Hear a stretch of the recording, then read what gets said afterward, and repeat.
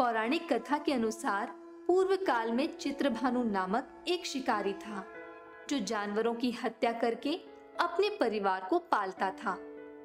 वह एक साहूकार का कर्जदार था, लेकिन उसका ऋण समय पर ना चुका सका।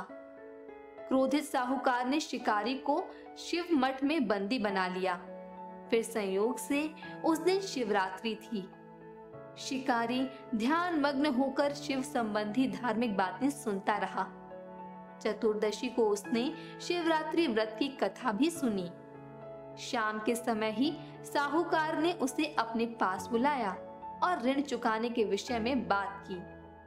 शिकारी अगले दिन सारा ऋण लौटा देने का वचन देकर बंधन से छूट गया।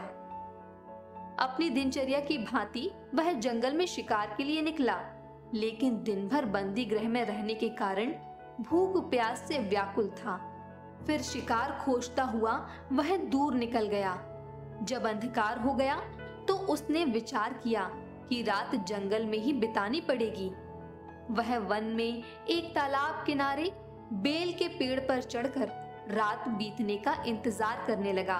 बिल्व वृक्ष के नीचे एक शिवलिंग था जो बिल्व पत्रों से ढका हुआ था। शिकारी को उसका पता न चला और पड़ाव बनाते समय उसने जो टहनियां तोड़ी वे संयोग से शिवलिंग पर गिर गईं। इस प्रकार दिन भर भूखे प्यासे शिकारी का व्रत भी हो गया और शिवलिंग पर बिल्व पत्र भी चढ़ गए। एक पहर रात्रि बीत जाने पर एक गर्भिणी हिरनी तालाब पर पानी पीने पहुंची। तभी शिकारी ने धनुष पर तीर चढ़ाकर ज्यों ही प्रत्यंचा खींची, हिरनी बोली, मैं गर्भिणी हूँ और शीघ्र ही प्रसव करूंगी। तुम एक साथ दो जीवों की हत्या करोगे जो ठीक नहीं है। मैं बच्चे को जन्म देकर शीघ्र ही तुम्हारे समक्ष प्रस्तुत हो जाऊंगी, तब मुझे मार लेना। शिकारी ने प्रत्यंचा ढीली कर दी और हिरनी जंगल झाड़ियों में लुप्त हो गई। प्रत्यंचा चढ़ाने तथा ढीली करने के वक्त कुछ बिल्व पत्र टूटकर शिवलिंग पर गिर गई। इस प्रकार उससे अनजाने में ही प्रथम प्रहर का पूजन भी संपन्न हो गया। कुछ ही देर बाद एक और हिरनी उधर से निकली, जिसे देख शिकारी की प्रसन्नता का ठिकाना ना रहा। समीप आने पर उसने धनुष पर बाण चढ़ाया। तब उसे देख हिरनी ने विनम्रता पूर्वक निवेदन किया, हे शिकारी, मैं थोड़ी देर पहले ऋतु से निवृत्त हुई हूँ, कामातुर विरहिणी हूँ, अपने प्रिय की खोज में भटक रही हूँ। मैं अपने पति से मिलकर शीघ्र ही तुम्हारे पास आ जाऊंगी। शिकारी ने उसे भी जाने दिया। 2 बार शिकार खोकर उसका माथा ठनका और वह चिंता में पड़ गया। रात्रि का आखिरी पहर बीत रहा था। इस बार भी धनुष से लगकर कुछ बेलपत्र शिवलिंग पर जा गिरे तथा दूसरे प्रहर की पूजन भी संपन्न हो गई।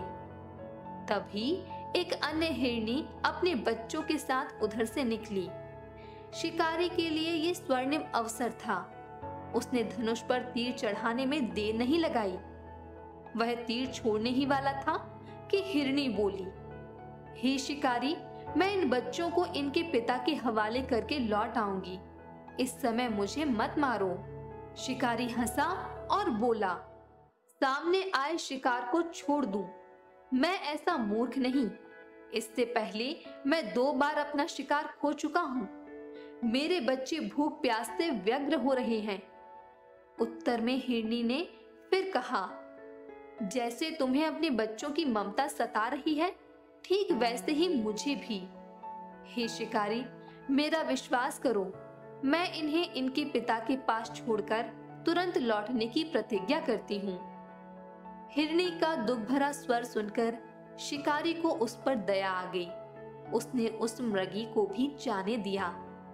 शिकार के अभाव में तथा भूख प्यास से व्याकुल शिकारी अनजाने में ही बेल वृक्ष पर बैठा। बेल पत्र तोड़ तोड़कर नीचे फेंकता जा रहा था। पांव फटने को हुई तो एक हष्ट पुष्ट मृग उसी रास्ते पर आया। शिकारी ने सोचा कि इसका शिकार वह अवश्य करेगा। शिकारी की तनी प्रत्यंचा देखकर मृग विनीत स्वर में बोला, हे शिकारी, यदि तुमने मुझसे पूर्व आने वाले 3 मृगियों तथा छोटे छोटे बच्चों को मार डाला है, तो मुझे भी मारने में विलंब न करो, ताकि मुझे उनके वियोग में एक क्षण भी दुख न सहना पड़े। मैं उन हिरनियों का पति हूँ। यदि तुमने उन्हें जीवन दान दिया है, तो मुझे भी कुछ क्षण का जीवन देने की कृपा करो। मैं उनसे मिलकर तुम्हारे समक्ष उपस्थित हो जाऊंगा। मृग की बात सुनते ही शिकारी के सामने पूरी रात का घटना चक्र घूम गया।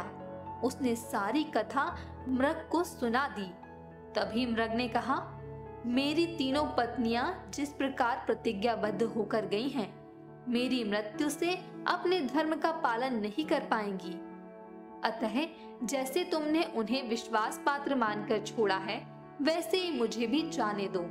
मैं उन सबके साथ तुम्हारे सामने शीघ्र ही उपस्थित होता हूँ। शिकारी ने उसे भी जाने दिया। इस प्रकार सुबह हो गई। उपवास, रात्रि जागरण तथा शिवलिंग पर बेलपत्र चढ़ने से अनजाने में ही वह शिवरात्रि की पूजा पूर्ण हो गई। पर अनजाने में ही की हुई पूजन का परिणाम उसे तत्काल मिला। शिकारी का हिंसक हृदय निर्मल हो गया। थोड़ी ही देर बाद वह मृग सपरिवार शिकारी के समक्ष उपस्थित हो गया, ताकि वह उनका शिकार कर सके।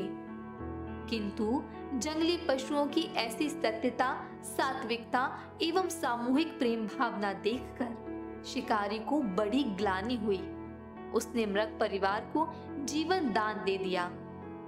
अनजाने में शिवरात्रि का व्रत का पालन करने पर भी शिकारी को मोक्ष की प्राप्ति हुई। जब मृत्यु काल में यमदूत उसके जीव को ले जाने आए, तो शिवगणों ने उन्हें वापस भेज दिया तथा शिकारी को शिवलोक ले गए। शिव जी की कृपा से ही अपने इस जन्म में राजा चित्रभानु अपने पिछले जन्म को याद रख पाए तथा महाशिवरात्रि के महत्व को जानकर उसका अगले जन्म में भी पालन कर पाए।